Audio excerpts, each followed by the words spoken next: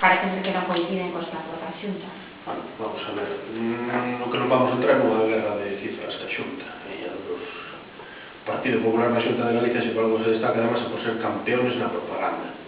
E, bueno, e falando de colexios, pues, con un suspenso bastante gordo nos feitos. Non, desde logo, entre as cifras que nos pasa a dirección do centro, que transmite que nos centros medio tamén a propia Asociación de Nais e Pais, e que teñen a Xunta da Inspección Educativa na mano, e agora que salgan do paso para intentar amortiguar, porque aí a cuestión de fondo é a seguinte: se a Xunta di que non hai isto, igual é porque lles interesa amortiguar a alarma social que está creada, porque hai algo, non sei, hai en maio, non sei que pasará. Entonces a cuestión é esa.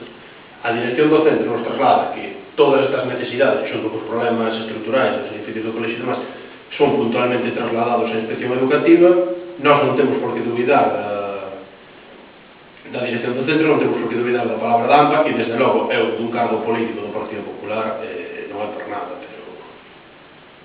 entre a opinión da xente sensata e responsable que nos transmite unhas cifras e unha salida ao paso da Xunta de Galicia para escurrir o bulto, porque aquí disto é do que se trata, de escurrir o bulto, pois obviamente quero que a palabra da dirección do centro e da AMPA. Pero xa digo, a intención do bloque, en todo caso, non é entrar en guerras de cifras que a Xunta se son 50, 49, 43. Aquí o problema de fondo é ese, o ratio de 25 alumnos por aula no Vales Villamarín está, pois, nos topes nalgúnas aulas, teño además aquí datos concretos. Das 39 aulas que hai, unidades recoñecidas no Vales Villamarín, hai 11 con ese 25 alumnos de ratio máximo, e as que menos alumnos teñen andan por os 20, 21 alumnos. A previsión é que o ano teña unha media de 23 alumnos cada aula. E isto, tendo presente que para estes cálculos de ratios e demais non se computan os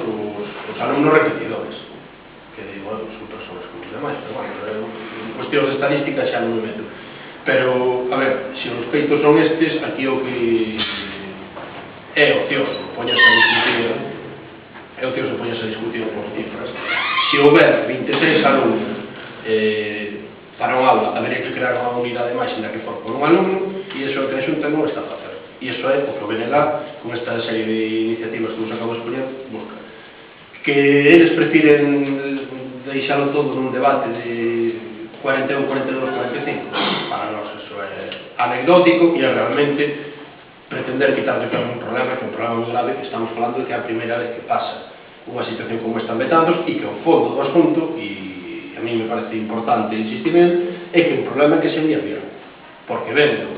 as cifras dos nacementos xa desde o ano 2008, eses cativos iban a ter que entrar no ensino, creo que primeiro de educación infantil con 3 anos, pois 3 anos despois do 2008, o sea, neste curso que vai comenzar, e era unha situación que se envía bien.